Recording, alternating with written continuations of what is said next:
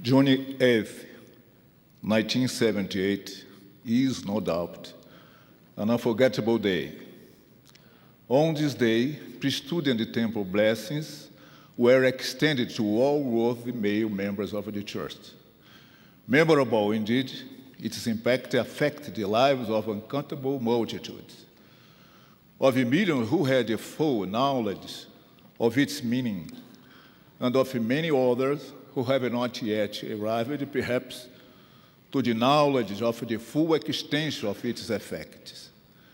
On that date, the First Presidency announced to the whole world a new and special revelation of the Lord, which revelation was preceded by many prayers and much supplication for His divine direction.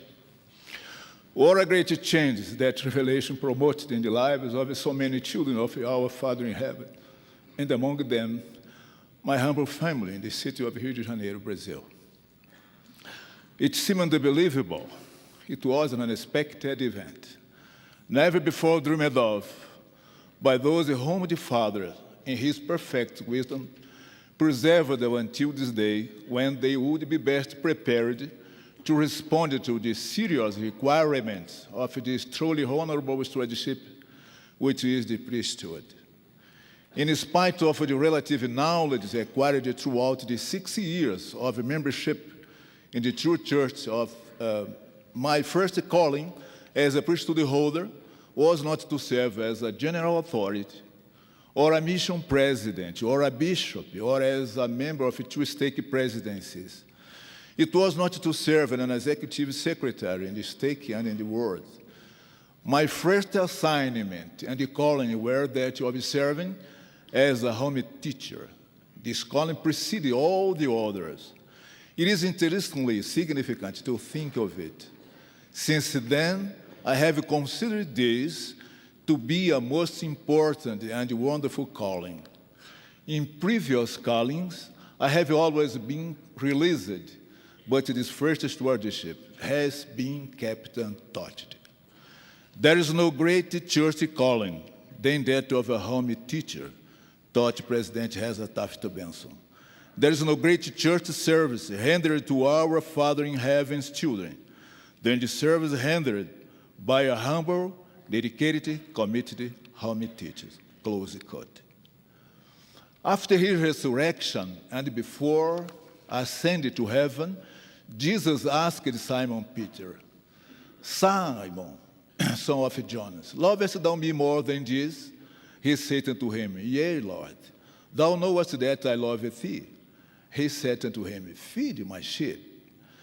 The question was repeated 2 more times, and Peter answered in the same manner. And the Lord replied, "Feed my sheep."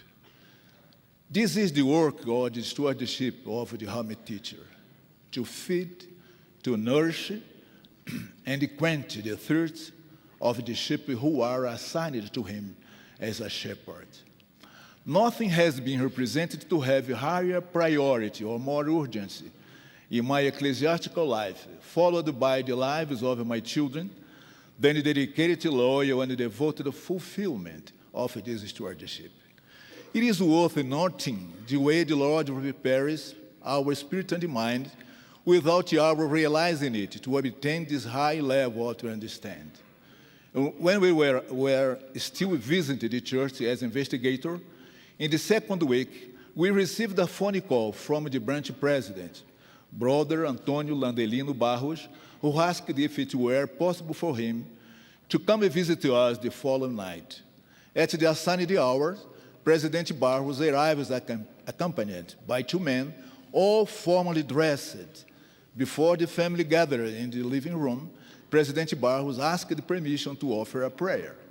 His words were simple, but an inspired supplication to the Lord, asking for the guidance of His Spirit and a special blessing upon the family, for us to understand the purpose of that visit and to benefit from it thereafter.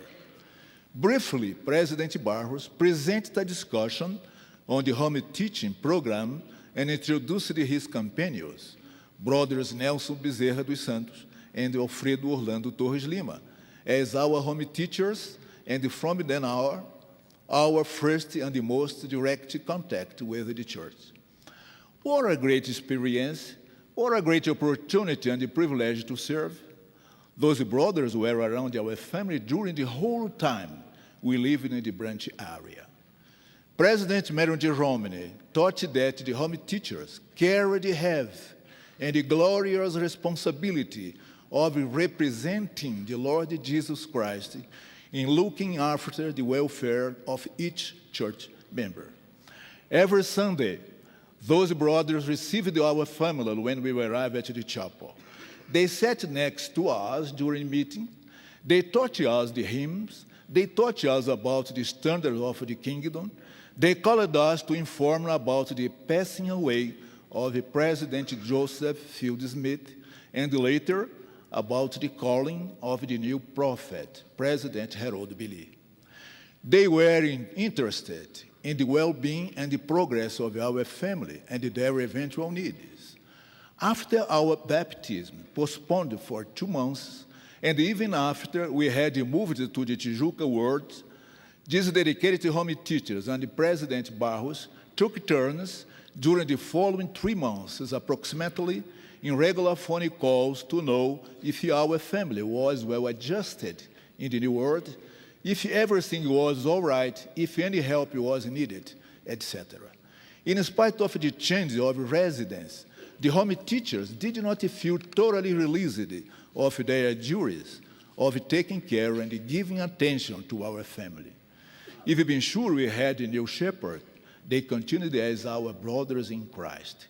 What a magnificent attitude. They no longer had the assignment, but they kept the Christian interest. What an extraordinary bond was established. Almost 23 years have passed since then.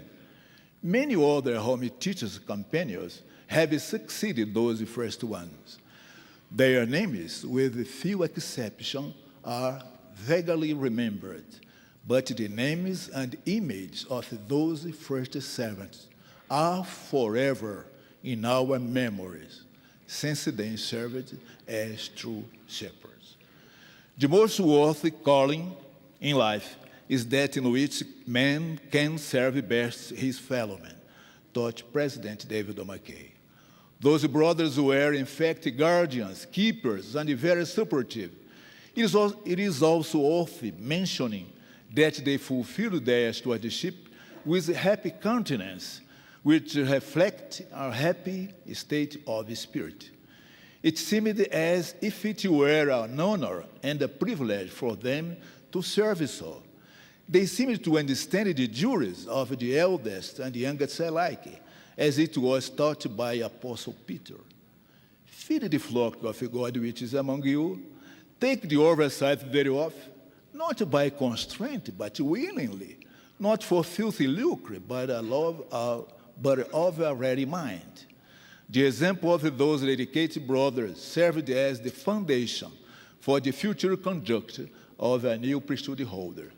As I recall this experience, myself being a home teacher now, I have a pattern very close to the model of Jesus Christ to follow. Ever since then, I have devoted myself with all my might, with my best efforts, to the care of assigned families, and some of my most significant experience as a priesthood holder was lived as a home teacher. During the regional representative seminar held on April 3, 1969, President Harold Billy taught that priesthood visitors are to be watchmen on the tower. The Lord desired to gather his people even as a hen gathers her chicken under her wings. And the home teachers, and by extension, the visiting teachers, have a role of high relevance for the fulfilling of the desire of the Lord. As President Asa Taft Benson taught, home teaching is a program so vital that if faithfully followed, it will help to spiritually renew the church and exalt its individuals, members, and families. I pray that as priesthood holders, we may develop a more perfect understanding of this sacred stewardship. God lives, as does his Son, Jesus Christ, our Savior and Redeemer. The Lord speaks today through his prophet, President Gordon B. Hinckley, whom we love and follow. I bear this testimony in the sacred name of Jesus Christ. Amen.